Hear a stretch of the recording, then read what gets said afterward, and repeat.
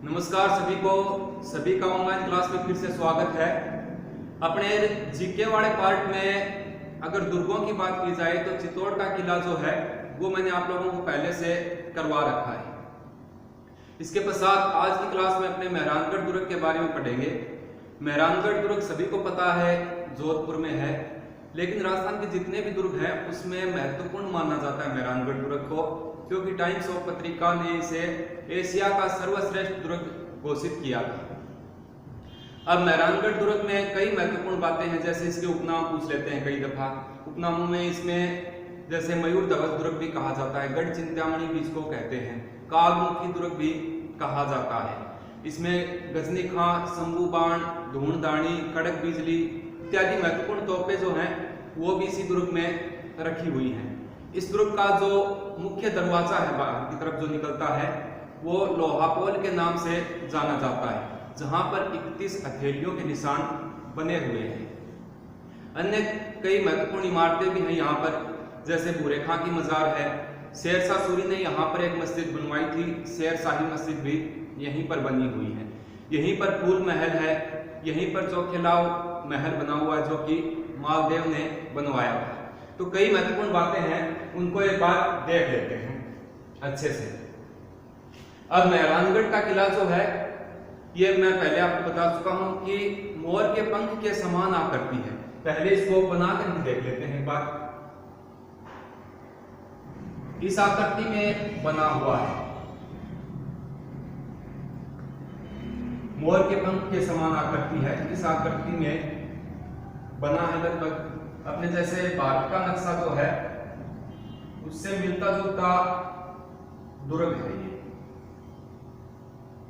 ये इस प्रकार से बना हुआ, ये चिड़ियाटूप की पहाड़ी है। अब मेहरानगढ़ दुर्ग की आकृति मोर के पंख के समान है, इस हिसाब से बना हुआ है। अब सबसे पहले बात कर लेते हैं कि कहां पर है मेहरानगढ़ दुर्ग।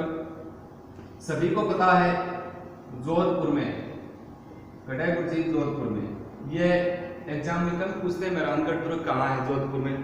अब इस दुर्ग का अगर निर्माण की बात की जाए, निर्माण कार्य किसने करवाया था? तो निर्माण कार्य करवाया था 12 मई 1459 को राव जोधा ने इसका निर्माण करवाया था। किसने करवाया? राव जोधा ने। मेहरानगढ़ दुर्ग जोधपुर में है और इसका निर्माण 12 मई 1459 को राव जोधा ने इसका निर्माण करवाया। अगर इसके जीर्णोद्धार की बात की जाए, जीर्णोद्धार की बात की जाए तो तखत सिंह ने इसका जीर्णोद्धार करवाया था, यानी मरम्मत का कार्य किसने करवाया था? पुनः तखत सिंह ने इसका जीर्णोद्धार करवाया था। इसके पश्चात अगर यह पूछा जाए कि आधुनिक निर्माता किसे माना जाता है, मेहरानगढ़ दुर्ग का आधुनिक निर्माता कौन है?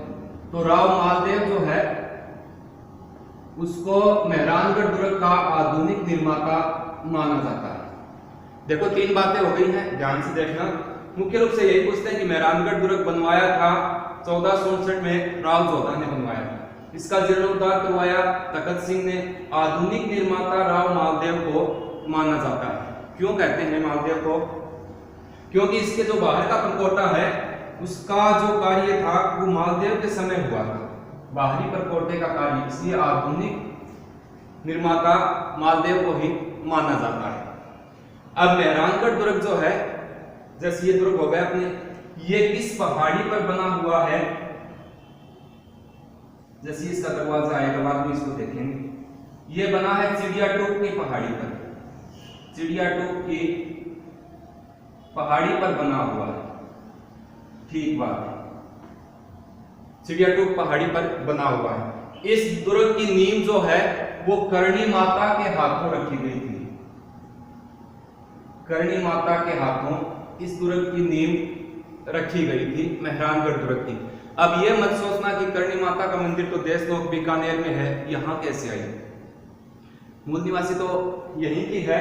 करणी माता का जन्म सुआब गांव जोधपुर में हुआ था, फिर उसकी शादी हो जाती है देपाजी राठौड़ के साथ बीकानेर में, और फिर अपने ससुराल वहां पर चली जाती है। करणी माता ने बचपन से ही अपने चमत्कार दिखाने प्रारंभ कर दिए थे। तो इस दुर्ग की नींव जो है वो करणी माता के हाथों रखी गई थी। अब आगे अगर बात की जाए, इस दुर्ग के कुछ उपनाम हैं। क्या उपनाम है जी, वह बताओ। अब देखो, एक तो इसको कहते हैं मेहरानगढ़ दुर्ग, ये सबको पता है। मेहरानगढ़ दुर्ग क्यों कहते हैं? ये जो मेहर शब्द है, मेहर यानी मेहरानगढ़ शब्द मेहर शब्द से बना है, जो कि किस भाषा का है? फारसी भाषा का शब्द होता है मेहर, और इसका अर्थ होता है सूर्य। मेहर शब्द का फारसी में अर्थ होता है सूर्य। वैसे आप लोग जानते भी हैं सभी कि जोधपुर को सूर्य नगरी के नाम से जाना जाता है। तो मेहरानगढ़ दुर्ग मेहर शब्द के कारण कहा जाता है, इसका अर्थ होता है सूर्य। फिर इसे कहा जाता है मयूर ध्वज दुर्ग। मयूर ध्वज दुर्ग क्यों कहते हैं? मोर के पंख के समान आकृति होने के कारण। मोर के पंख के समान आकृति होने के कारण इसे क्या कहा जाता है? मयूर ध्वज दुर्ग भी कहा जाता है। मोर के पंख का जो ऊपर का जो चंदा होता है वो इसी आकृति का ही तो होता है। फिर इसे एक और नाम से जानते हैं, कालमुखी दुर्ग। इसी का ही नाम है कालमुखी दुर्ग। कालमुखी क्या हुआ गुरुजी, क्यों बताओ? कोई जैसे मुख वाला। कालमुखी का अर्थ होता है जो आगे से सकड़ा और पीछे से चौड़ा होता है, उसे कालमुखी कहा जाता है। तो यह दुर्ग भी क्या है? आगे से सकड़ा है और पीछे से चौड़ा है, इसलिए इसे कालमुखी दुर्ग कहा जाता है। आगे से ये जैसे लोहा पोल बना हुआ है यहाँ पर, आगे से तो ये दुर्ग सकड़ा है और पीछे से चौड़ा है। इस आकृति में होने के कारण से कालमुखी दुर्ग भी कहा जाता है। तो ये इसके कुछ उपनाम है, मेहरानगढ़ दुर्ग, मयूर ध्वज दुर्ग, कालमुखी दुर्ग, और इसको कहते हैं गढ़ चिंतामणि। गढ़ चिंतामणि दुर्ग। ये नाम कैसे पड़ा? थोड़ी सी इसके बारे में दंत कथा प्रचलित है कि यहाँ पर जो चिड़ियाटूंग की पहाड़ी पर यह दुर्ग बना हुआ है, यहाँ पर जब राव जोधा के सैनिक दुर्ग बनाने के लिए जगह देखने के लिए जाते हैं तो उस समय यहाँ पर कोई महात्मा है वो तपस्या कर रहे थे। कौन सी पहाड़ी पर? चिड़ियाटूंग पहाड़ी पर। तो राव जोधा के सैनिकों ने कहा कि हटो महाराज यहाँ से। तो महाराज ने कहा आप क्या करोगे यहाँ? तब उसने कहा कि हम यहाँ पर कोई दुर्ग का निर्माण करने वाले हैं। तो महात्मा ने कहा कि मेरी अभी तपस्या बाकी है, मैं इस जगह को खाली नहीं कर सकता हूँ। तो जबरदस्ती राव जोधा के सैनिकों ने इनको यहाँ से हटा दिया। तब उस महात्मा ने इनको श्राप दिया था कि आप भले यहाँ पर दुर्ग बना लो, लेकिन यह दुर्ग कभी अजय नहीं रहेगा, आपके पास नहीं रहेगा। इस पर मुगलों का अधिकार रहा, फिर अंग्रेजों के अधीन भी ये हो गया, यानी कि अजय नहीं रहा। तो ये श्राप मिला हुआ था। इसी श्राप को मिटाने के लिए राव जोधा ने दूसरे महात्मा से पूछा, तो उस महात्मा ने बताया कि अगर यहाँ पर नींव रखते हो तो इसकी नींव में किसी जिंदा व्यक्ति की बलि देनी पड़ेगी। तो जिंदा व्यक्ति की बलि किसने दी थी? राजा राम मेघवाल या राजा राम बलाई। इसने स्वेच्छा से, या इसको रजिया बांबी बोलते हैं, रजिया बांबी इसको बोला जाता है। राजा राम बलाई ने स्वेच्छा से मेहरानगढ़ दुर्ग में अपना बलिदान दिया था। ये प्रश्न पूछ भी सकते हैं कि राजा राम बलाई का बलिदान किस दुर्ग के लिए जाना जाता है? तो मेहरानगढ़ दुर्ग के लिए जाना जाता है। राजा राम बलाई का संबंध मेहरानगढ़ दुर्ग से है। अब आगे बात की जाए महत्वपूर्ण बातों की, तो इसमें कुछ तोपें रखी हुई हैं। इस दुर्ग में तोप रखी हुई हैं। कौन कौन सी हैं? एक तो है, यही लिख देते हैं, गजनी खां। गजनी खां तोप रखी हुई है मेहरानगढ़ दुर्ग में। गजनी खां तोप राजा गज सिंह लेकर के आए थे, जालोर विजय से लौटे थे, तब जालोर से लेकर के आए थे गजनी खां तोप। शंभू बाण तोप भी इसी दुर्ग में, शंभू बाण इसी दुर्ग में। बिच्छू बाण तोप रखी हुई है, बिच्छू बाण तोप भी इसी दुर्ग में रखी है। और कौन सी है? कड़क बिजली, कड़क बिजली। ये तोप भी इसी दुर्ग में है। धूणदानी, धूणदानी नामक तोप भी इसी दुर्ग में रखी हुई है। एक तोप है नुसरत। तो ये इस प्रकार से महत्वपूर्ण तोपें हैं। गजनी खां, शंभू बाण, भिक्षु बाण, कड़क बिजली, धूणदानी और नुसरत। ये सभी तोपें कहां पर हैं? मेहरानगढ़ दुर्ग में रखी हुई है। एक बार आपके क्वेश्चन पूछा था कि गजनी खां, शंभू बाण, भिक्षु बाण क्या है, फिर ऑप्शन कोई ग्रामीण परिवेश के डाले गए थे उसमें कि गांव में जो अनेक पेड़ पौधे होते हैं, पेड़ पौधों का समूह होता है, वो उनसे संबंधित है, या फिर गांव के काकड़ से संबंधित है, या फिर किसी कृषि कार्य के उपकरण है। और फिर नीचे ऑप्शन था कि मेहरानगढ़ दुर्ग में रखी हुई तोपें हैं। तो ये सभी गजनी खां, शंभू बाण, भिक्षु बाण, कड़क बिजली, धूणदानी और नुसरत, ये सभी तोपें हैं जो कि मेहरानगढ़ दुर्ग में रखी हुई है। ये मेहरानगढ़ दुर्ग अपने इसमें रखी हुई है। ठीक बात। अब इसके पश्चात इसी दुर्ग में एक मंदिर बना हुआ है।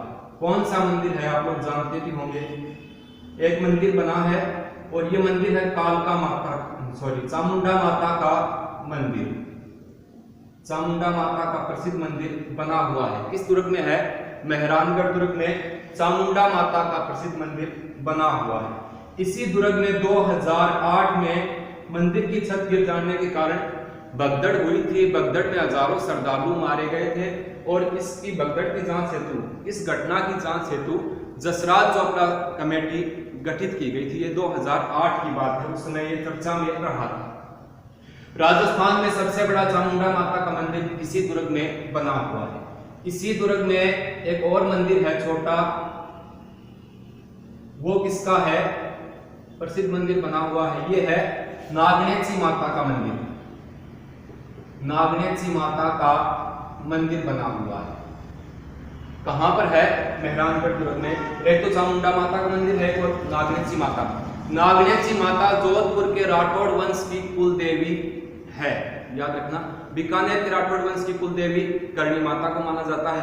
यादव वंश की अगर बात करें तो उनकी कुल देवी केला देवी है। नाई समाज की कुल देवी नारायणी माता को माना जाता है। ये कुल देवियों वाले टॉपिक में करवा देंगे। इसी दुर्ग में एक मजार बनी हुई है। ये मजार किसकी है? भूरे खां की मजार। भूरे खां की मजार भी इसी दुर्ग में बनी हुई है। एक मस्जिद और बनी हुई है, वो मस्जिद किसकी है? इसको बोलते हैं शेर शाही मस्जिद। शेर शाही मस्जिद भी इसी दुर्ग में है।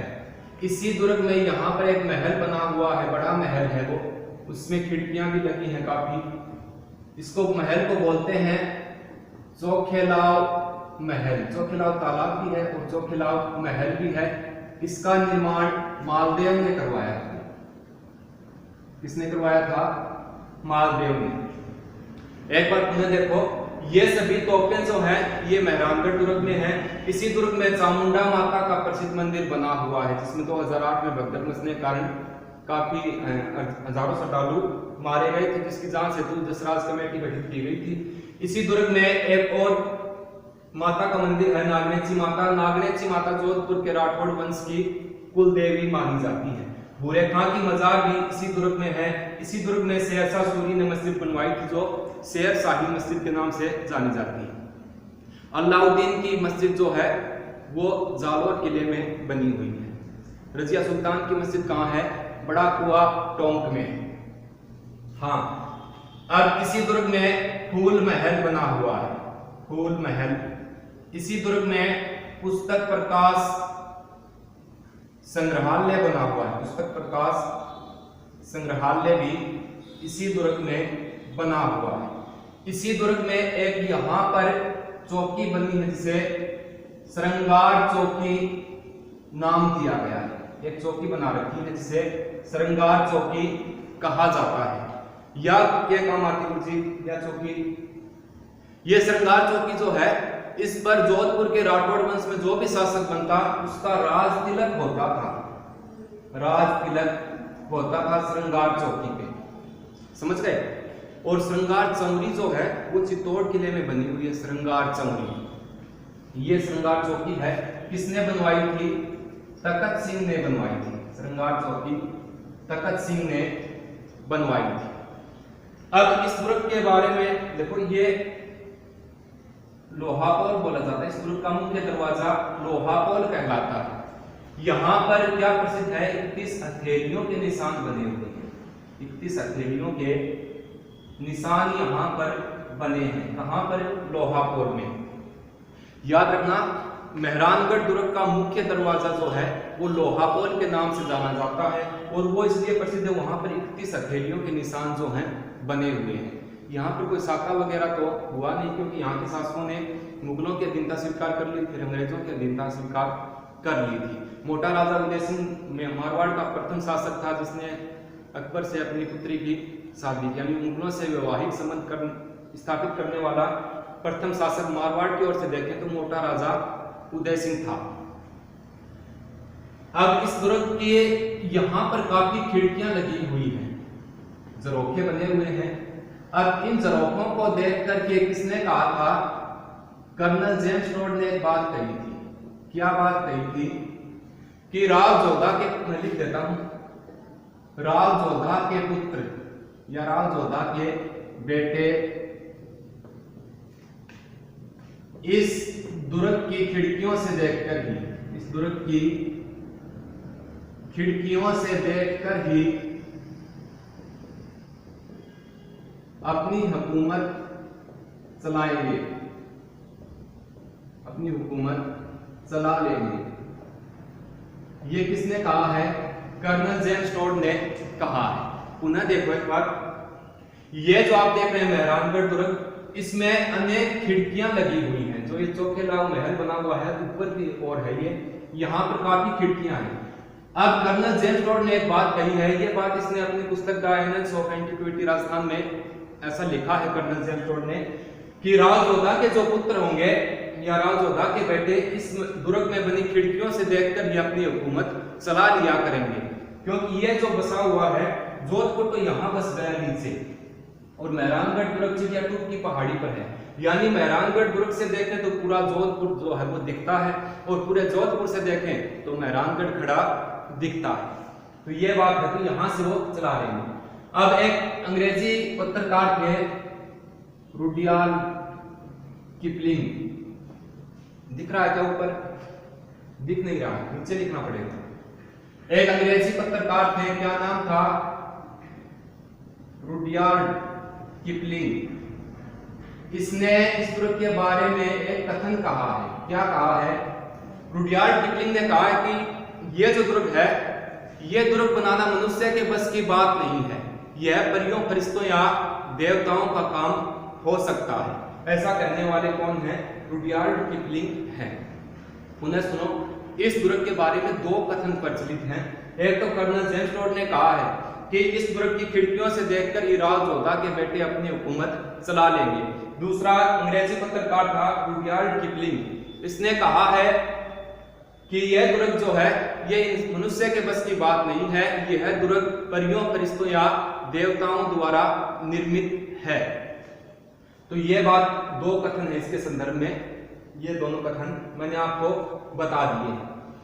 अगर इस दुर्ग की बात की जाए, अन्य महत्वपूर्ण बात, जब इस दुर्ग का उद्घाटन जिसे कहें या इस दुर्ग को शुरू किया गया, तब भी इस समय बलि दी गई थी। उस समय मंडोर से एक व्यक्ति को पकड़कर लाए। मंडोर में कोई ब्राह्मण था, और उस ब्राह्मण को पकड़कर जिंदा ही उसका कलेजा निकाला, यानी धड़कता हुआ दिल निकाल करके जब यहाँ पर हवन किया गया इस दुर्ग में, उस हवन कुंड में धड़कता हुआ कलेजा डाला गया था। क्यों? क्योंकि इस दुर्ग को श्राप दिया था शुरू में एक महात्मा ने कि यह दुर्ग कभी अजय नहीं रहेगा, इसलिए उस ब्राह्मण का नाम कहीं पर उल्लेख नहीं मिलता है, लेकिन उस ब्राह्मण देवता का मंदिर बना हुआ है। कहाँ पर? मंडोर, जोधपुर में। मंडोर में ब्राह्मण देवता का मंदिर है, और ये वही ब्राह्मण है जिनका कलेजा निकालकर यहाँ जो हवन किया गया इस दुर्ग में, उसमें डाला गया था। आगे चलते हैं। 1570 में अकबर ने नागौर दरबार लगाया था, ठीक बात, लगाया था ना। 1570 में अकबर ने नागौर दरबार लगाया। भीम क्या बताइए अकबर? कि कोई भी जो राजपूत शासक है वो मेरी अधीनता स्वीकार करना चाहता है तो वो आ सकता है, ऑनलाइन आवेदन कर सकता है। अंतिम तिथि ये रहेगी। यानी अकबर यह कही थी कोई भी शासक अगर स्वेच्छा से आना चाहे तो नागौर दरबार में आकर के मेरे हाजिरी लगाकर मेरी अधीनता स्वीकार कर लेगा, और हो सका तो मैं उसे किसी अच्छे मंत्री पद पर या किसी सेनापति पद पर अपने रखूंगा। तब लगभग मोटा राजा उदय सिंह वहां पर गया था, जोधपुर का शासक।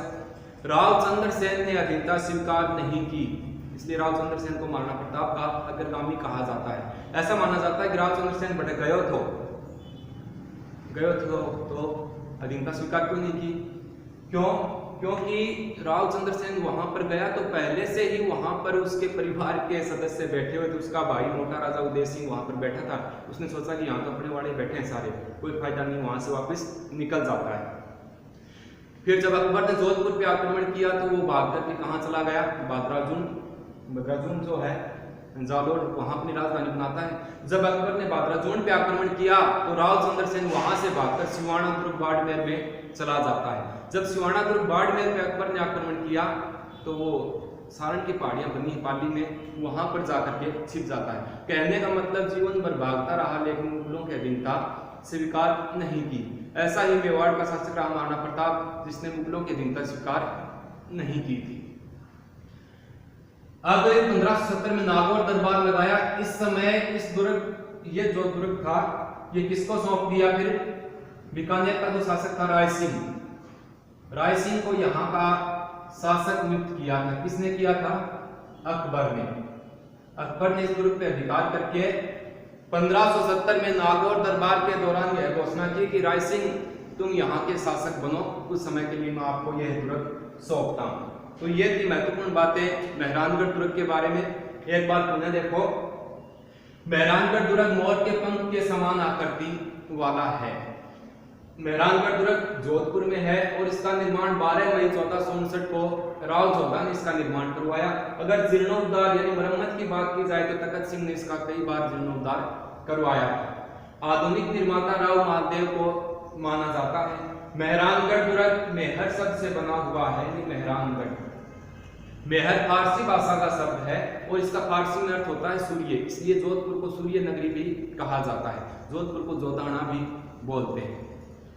अब इस दुर्ग की आकृति मोर के पंख के समान होने के कारण से मयूर धवज दुर्ग भी कहा जाता है। इसी दुर्ग को कागमुखी दुर्ग भी कहते हैं, क्योंकि आगे से सकड़ा और पीछे से चौड़ा होने के कारण ये कागमुखी दुर्ग कहलाता है। इसी दुर्ग को गढ़ चिंतामणि दुर्ग भी कहा जाता है। क्यों कहते हैं? क्योंकि इस समय यहाँ पर राव जोधा ने कुंडली दिखाई थी और उस कुंडली में नाम आया था कि इस दुर्ग का नाम मेहरानगढ़ नहीं गढ़ चिंतामणि दुर्ग रखो, जो कि चिंता का हरण कर सके। इसी दुर्ग में गजनी खां, शंभू बाण, बिच्छू बाण, कड़क बिजली, घूंघटानी आदि तोपें रखी हुई हैं। इसी दुर्ग में श्रृंगार चौकी बनी है जो कि तखत सिंह ने बनवाई थी। यहाँ पर जोधपुर के राठौर शासकों का राज तिलक होता था।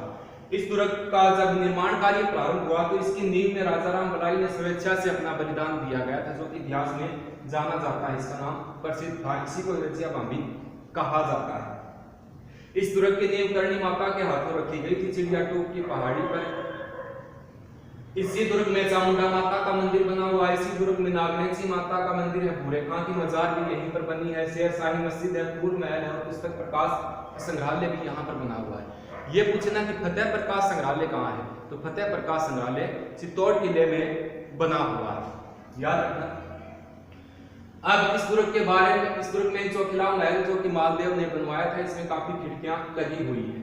इस दुर्ग के बारे में कर्नल जेम्स टोड ने कहा है कि इस दुर्ग में इतनी खिड़कियां लगी हुई हैं जिनको देखकर राव जोधा के बेटे उन खिड़कियों से देखकर अपनी हुकूमत चला लेंगे। इसी दुर्ग के बारे में रुडयार्ड किपलिंग ने एक कथन कहा है कि यह दुर्ग जो है ये मनुष्य के बस की बात नहीं है, परियों फरिश्तों या देवताओं का काम हो सकता है। इसी दुर्ग का जब हवन कार्य, दुर्ग निर्माण के पश्चात जब हवन हुआ तो उसमें ब्राह्मण जो था मंडोर का, उसका धधकता हुआ कलेजा जो है उसमें डाला गया था अग्निकुंड में, इसलिए ब्राह्मण देवता का मंदिर बनवाया गया था। फिर मंडोर जोधपुर में ये मंदिर बना हुआ है। तो ये कुछ महत्वपूर्ण बातें थी मेहरानगढ़ दुर्ग के बारे में। नेक्स्ट वीडियो में कोई अगला दुर्ग अच्छा सा लेकर के आएंगे, तब तक आप इसे देखिए, अच्छे से समझने का प्रयास कीजिए। रही बात साइकोलॉजी की, तो साइकोलॉजी की क्लास 15 तारीख के बाद शुरू कर दी जाएगी। वैसे मेरा बेसिक सब्जेक्ट साइकोलॉजी है। ये कुछ टॉपिक्स राजस्थान पुलिस के लेवल के जो बच्चे हैं उनके लिए करवाना पड़ रहा है।